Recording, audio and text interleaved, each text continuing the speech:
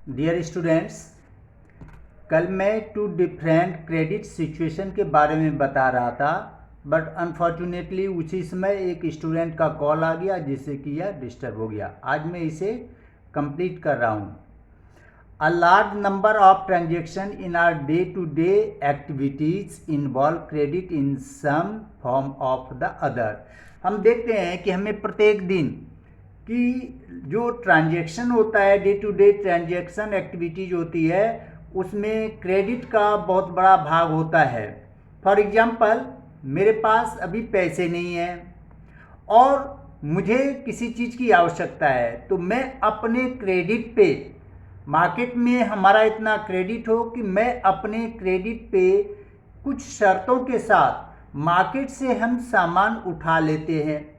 For example 1 month के लिए मैंने लिया और 1 मंथ में जितने उसके पैसे हुए उसके कुछ इंटरेस्ट मांगेंगे, वह इंटरेस्ट देने का हो सकता है कि लिखित रूप में उसे देना पड़े। तो यह एक क्रेडिट हुआ और इस क्रेडिट पे हम वह सामान जो है प्राप्त कर लेते हैं। यही क्रेडिट कहलाता है। Credit refers to an agreement in which the lender supplies the borrower with money, goods or services in return for promise of the future payment। बताया कि क्रेडिट क्या है। Credit refers to an agreement in which the lender supplies the borrower। Credit जो एक agreement के साथ lender जो supply करते हैं बोरोवर के लिए, क्या सप्लाई करते हैं? मनी दे सकते हैं, गुड्स दे सकते हैं, सर्विसेज दे सकते हैं, और उसके बदले में जो बोरोवर होता है उसे कुछ प्रॉमिस करने पड़ते हैं फ्यूचर पेमेंट के लिए कि उन्हें कितने % इंटरेस्ट देंगे, कितने टाइम में रिपे करेंगे। The following two are examples of the working of credit. यहाँ पर 2 एग्जाम्पल दिए गए हैं कि क्रेडिट वर्किंग के। पहला है फेस्टिवल सीजन में। फेस्टिवल सीजन में आप देखते हैं कि जो मैन्युफैक्चरर रहते हैं उसे ट्रेडर्स के द्वारा गुड्स के निर्माण के लिए बहुत अधिक ऑर्डर मिलते हैं। वैसे सिचुएशन में जो छोटे स्तर के मैन्युफैक्चरर्स होते हैं उनके पास उतने पैसे नहीं होते, उनके पास उतने मनी नहीं होते हैं कि उस शॉर्ट पीरियड टाइम में सेल्फ तो बना नहीं सकते, तो वर्कर्स हायर करेंगे। वर्कर्स को पे करने के लिए, रॉ मटेरियल्स को खरीदने के लिए, इस सब के लिए उन्हें अपने पास उतने कैश नहीं होते हैं। तो ऐसे में वह करता कैसे काम है? ऐसे सिचुएशन में वह अपने क्रेडिट का यूज करता है। क्रेडिट का कैसे यूज किया जाता है? फॉर एग्जाम्पल, कुछ शर्तों के साथ जो ट्रेडर्स उन्हें ऑर्डर दिया है उनसे कुछ कैश एडवांस में ले लेते हैं और जो निश्चित टाइम रहता है उस टाइम पर उसे जो गुड्स हैं, एसेट्स हैं, उसे देने का प्रॉमिस करते हैं। दूसरा क्रेडिट उनका होता है जो रॉ मटेरियल सप्लायर्स होते हैं। अब वो रॉ मटेरियल सप्लायर्स जो है उससे वह मैन्युफैक्चरर अपने क्रेडिट का उपयोग करता है, उनसे कुछ शर्तों के साथ कुछ टाइम के लिए रॉ मटेरियल्स ले लेता है और यह है कि उस टाइम पर कुछ समय 1 मंथ 2 मंथ्स जो भी है उसके अंतर्गत रिपे करने का प्रॉमिस करता है। तो आपने देखा यहाँ पर कैशलेस हो रहा है। यहाँ पर प्रेजेंटली जो है वह मैन्युफैक्चरर जो है ये रॉ मटेरियल सप्लायर्स को कैश नहीं दे रहा है, लेकिन सामान ले रहा है। कैसे ले रहा है? कुछ प्रॉमिस के साथ, फ्यूचर प्रॉमिस के साथ वह रॉ मटेरियल ले रहा है कि इतने टाइम के बाद उनके जितने भी पैसे होंगे वे वापस कर देंगे और इससे जो है उनका जो सामान है, रॉ मटेरियल्स जो चाहिए उन्हें प्राप्त हो जाता है। इसी को हम क्रेडिट कहते हैं। अब है कि इससे जो है दोनों को फायदा होता है। फॉर एग्जाम्पल, दोनों नहीं, तीनों को। फॉर एग्जाम्पल, आप देख लें कि जो रॉ मटेरियल सप्लायर्स है उसे अपने रॉ मटेरियल को सप्लाई करना होता है, सेल करना होता है। तो अब एक साथ ही बहुत ज़्यादा उसे डिमांड मिल गया सप्लाई, रॉ मटेरियल सप्लाई करने का, तो उसके उतने गुड्स मिले, गुड्स सेल हुए, उसका प्रॉफिट उसे मिलेगा।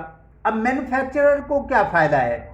मैन्युफैक्चरर को फ़ायदा है कि एकाएक उन्हें बहुत अधिक जो है ऑर्डर मिल गया, और जितने ज़्यादा गुड्स का वे निर्माण करेंगे उतने ही ज़्यादा उसे प्रॉफिट होगी, और उसे जो पैसे का अभाव था प्रेजेंट टाइम में ही सारे चीज़ परचेज करने का, वर्कर्स को देने का, वह उसके पास अवेलेबल था नहीं।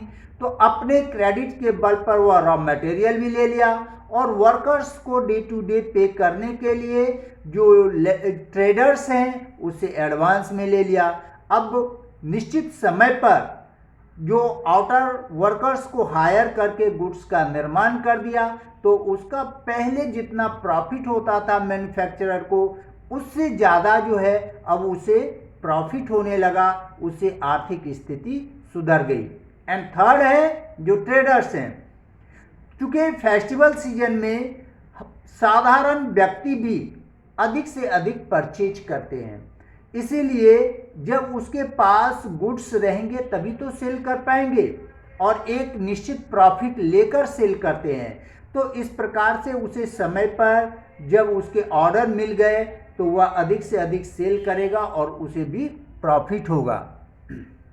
यहाँ पर एक एग्जाम्पल दिया गया है, यहाँ पर it is stated in the example below, case of Salim. Salim के बारे में देखेंगे। It is festival season 2 months from now and the shoe manufacturer Salim has received an order from a large trader in town for 3,000 pairs of shoes to be delivered in a month time। अब सलीम एक छोटा सा शू manufacturer है, उसके पास festival 2 months बाद festival season है, तो उसे एक बड़े ट्रेडर से 3,000 पेयर्स ऑफ शूज बनाने का ऑर्डर आया। अब उसे 1 महीने में कंप्लीट करके देना, यह एक व्यक्ति के द्वारा कंप्लीट कर पाना कठिन काम है। ऐसे सिचुएशन में सलीम क्या करेगा कि इस प्रोडक्शन को टाइम पर कंप्लीट करने के लिए वे कुछ बाहर से वर्कर्स को मंगाएंगे जो कि स्टिचिंग कर सके, पेस्टिंग वर्क कर सके। अब ये जो है, और साथ ही साथ उसे रॉ मटेरियल चाहिए। सपोज कि सलीम के पास उतने पैसे नहीं है एट अ प्रेजेंट कि वह रॉ मटेरियल भी खरीद ले और वर्कर्स को भी डे टू डे पर जो है पे कर सके। तो ऐसे में वह क्या करता है, जो रॉ मटेरियल सप्लायर है उसे अपने क्रेडिट पर रॉ मटेरियल ले लेता है कुछ शर्तों के साथ, और जो ट्रेडर जिसने ऑर्डर दिया है उससे भी कुछ पैसे एडवांस में ले लेते हैं कि उस निश्चित टाइम पे हम आपका जो भी गुड्स है वह हम पूरा कर देंगे। तो इस प्रकार से दो अपने क्रेडिट के बल पर एडवांस में पैसे लिया, और जो रॉ मटेरियल सप्लायर है उसे रॉ मटेरियल भी ले लिया। अब हायर वर्कर, आउटर जो वर्कर्स को हायर किया, उसके द्वारा विद इन अ मंथ उसने 3,000 पेयर्स ऑफ शूज को बना दिया और ट्रेडर्स को दे दिया। इससे क्या है, तो एक तो वर्कर्स को काम मिला, दूसरी ओर जो रॉ मटेरियल सप्लायर्स हैं उसके रॉ मटेरियल सप्लाई हो गए, उन्हें भी बेनिफिट हुआ। ट्रेडर्स का इस फेस्टिवल सीजन में जो बिक्री बढ़ेगी तो उससे उसका प्रॉफिट बढ़ेगा, क्योंकि एक निश्चित प्रॉफिट लेकर ही अपने गुड्स को बेचते हैं। तो इस प्रकार से ट्रेडर्स को भी फायदा होगा। सेकंड यहाँ पर दिया गया है, यहाँ पे ही obtains loan in cash from the large traders advance payment for 1,000 pairs. मैंने इसके बारे में आपको बता दिया कि 1,000 पेयर्स या जो भी हो कम बेस, यह तो शर्त के अनुसार होता है। तो सलीम ने 1,000 पेयर्स के लिए एडवांस में ले लिया था ट्रेडर्स से। तो यह सीधे से है कि क्रेडिट का हमारे लाइफ में बहुत ज़्यादा वैल्यू होता है, इसीलिए मार्केट में अपना क्रेडिट अच्छा बनाए रखना चाहिए। इससे हमें भी फायदा होगा और साथ ही साथ जो दूसरे हैं, फॉर एग्जांपल जो रॉ मटेरियल सप्लायर था उसे भी फायदा हुआ और जो ट्रेडर था उसे भी फायदा हुआ। इस प्रकार से देश का भी ग्रो होगा, देश की भी इकोनॉमिक कंडीशन जो है सुधरेगी। सेकंड एग्जांपल दिया गया है farmers problem. Small farmers take loans from money lenders to meet the expenses of cultivation, hoping that their harvest would help repay the loan. Sometimes during the growing season, the crop may be hit by the pest and fail. Even spraying the crop with expensive pesticides may make little difference. Sometimes the smaller farmer is unable to repay the money lender and debt grows over time into a large amount. अब इसमें से एक छोटे से किसान का यहाँ पर दिया गया है। एक छोटा किसान है, वह जो लोन लेता है वह लोन किससे लेगा? एक मनी ट्रेडर से, जो है एक बड़े फार्मर से ले सकता है, रिलेटिव से ले सकता है, फ्रेंड से ले सकता है। तो इस प्रकार से मनी लेंडर्स जो है उससे ले सकते हैं।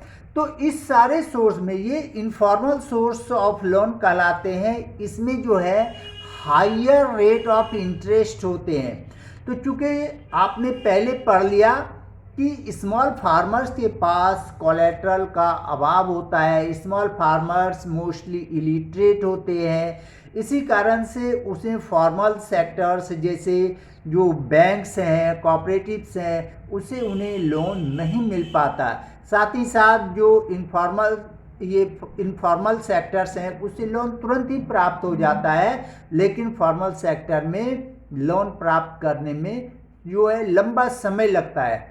इसलिए स्मॉल फार्मर्स जो है वह हायर रेट पर भी वे इन सभी इनफॉर्मल सोर्स से लोन प्राप्त कर लेते हैं, जिससे कि वह अपने क्रॉप्स को जो है उगा सके और वह जब क्रॉप्स तैयार हो जाए तो उसे सेल कर लोन को पूरा कर सके।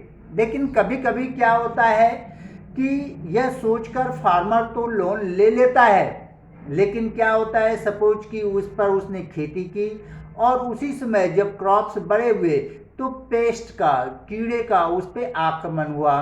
अब कीड़े के आक्रमण होने के कारण जो है वह इंसेक्टिसाइड्स स्प्रे करता है, वह काफ़ी कॉस्टली इंसेक्टिसाइड्स स्प्रे करता है, उसमें उसके खर्च हो गए। अब जो क्रॉप्स प्रोडक्शन हुआ वह इतना कम हुआ कि उससे मुश्किल से साल भर का जो उसका खर्च है परिवार का उतना ही चलेगा। तो उसका जो लोन था वह लोन तो रह ही गया। तो नेक्स्ट ईयर वह क्या करेगा? नेक्स्ट ईयर वह फार्मर फिर फ्रेश लोन लेगा ताकि फार्मिंग करे और इतना प्रोडक्शन हो कि जिसे बेचकर जो है वह लोन को चुकता कर सके, लोन का चुका सके लोन को। लेकिन अनफॉर्चुनेटली नेक्स्ट ईयर भी जो है प्रोडक्शन उतना अधिक नहीं होता है, जिस कारण से उसका फ्रेश लोन, जो पीछे का लोन था फ्रेश लोन और प्लस इंटरेस्ट, ये सारे बढ़कर इतना अधिक हो गए कि अब वह स्मॉल फार्मर महसूस करता है कि हम इस लोन को नहीं चुका सकते। फलस्वरूप वे अपने प्लॉट का, अपने लैंड का एक छोटा सा हिस्सा बेच देता है ताकि उस लोन को चुका सके। आपने देखा इस कंडीशन में क्या हुआ कि जो पहले कंडीशन थे उस छोटे से फार्मर का, उससे भी बुरी स्थिति हो गई। क्यों बुरी स्थिति हो गई? क्योंकि वह लोन नहीं चुका पाया और उसे अपने लैंड का एक पोर्शन जो है बेचना पड़ा। इसी कंडीशन को डेट ट्रैप कहते हैं। वह डेट ट्रैप क्या है? डेट ट्रैप वह है जिससे कि फार्मर जो है पहले वाले कंडीशन से भी और बुरे कंडीशन में पहुंच जाता है, क्योंकि वह जो कर्ज लिया है उसे चुकाने में वह असमर्थ हो जाता है, जिससे कि उसे अपने जो एसेट्स हैं, जैसे आपने देखा कि इस फार्मर ने लैंड को बेच दिया, उसे बेच कर चुकाते हैं। इससे क्या है, उसे पहले से भी अधिक बुरे कंडीशन में पहुंच गया, इसी को डेब्ट ट्रैप कहते हैं। नेक्स्ट हम देखेंगे, यहाँ पर इसका दिया है, credit in this case pushes the borrower into a situation from which recover is very painful. यही होता है डेब्ट ट्रैप। इसका एक उदाहरण दिया गया है, स्वप्नाज प्रॉब्लम। स्वप्ना के एक प्रॉब्लम के बारे में बताया गया है। Swapna is a small farmer, she grows groundnut on her 3 acres of land. She takes a loan from the money lenders to meet the expenses of cultivation, hoping that her harvest would help repay the loan. Midway through the season, the crop is hit by the pest and the crop fails. Through Swapna's spray her crops with expensive pesticides, it makes little difference. She is unable to repay the money lenders and the debt grows over the year into a large amount. Next year, Swapna take a fresh loan for cultivation. It is normal crop this year, but the earnings are not enough to cover the old loans. She is caught in debt. She has to sell a part of land to pay off the debt. In this situation, because of crop failure, credit pushes Swapna into a debt trap. To repay her loan, she has to sell a portion of her land. She is clearly much worse off than before. जो मैंने आपको ये बताया वही स्वप्ना नामक एक farmers का example दे के दिया है कि उसके पास 3 एकड़ जो है लैंड है, वह उसमें ग्राउंड नट जो है कल्टीवेट करती है, और वह एक मनी लैंडर से इस आशा के साथ जो है लोन लेती है कि जब हार्वेस्ट बढ़िया होगा तो वह जो है लोन को रिपे कर देगी। लेकिन अनफॉर्चुनेटली बीच में ही क्रॉप्स में जो है इंसेक्ट्स का आक्रमण होता है, उसके क्रॉप्स फेल हो जाते हैं और उसमें स्वप्ना को जो है घाटा हो जाता है, वह जो है लोन पे नहीं कर पाती है। नेक्स्ट ईयर फिर वह कर्ज लेती है इस आशा में कि इस बार जो है वो बढ़िया फसल होगी और वह उसे बेचकर जो कर्ज को चुकता कर देगी। लेकिन अनफॉर्चुनेटली सेकेंड ईयर भी साधारण क्रॉप प्रोडक्शन होता है, जिससे कि वह लोन को जो है चुकता करने में असमर्थ होती है।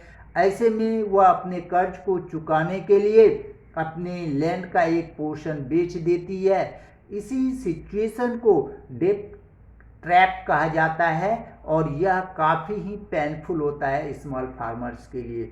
इस कंडीशन से बचने के लिए जो है क्या करना चाहिए कि इस सिचुएशन से बचने के लिए फॉर्मल सेक्टर से लोन लेनी चाहिए।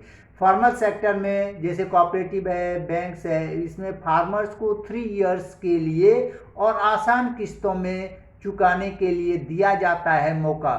लेकिन मैंने आपको जैसा बताया कि स्मॉल फार्मर्स इसे लेने में असमर्थ होते हैं। ओके, नेक्स्ट मैं कल आपको बताऊंगा टर्म्स ऑफ क्रेडिट कि कौन कौन से टर्म्स हैं क्रेडिट के। Okay, thanks.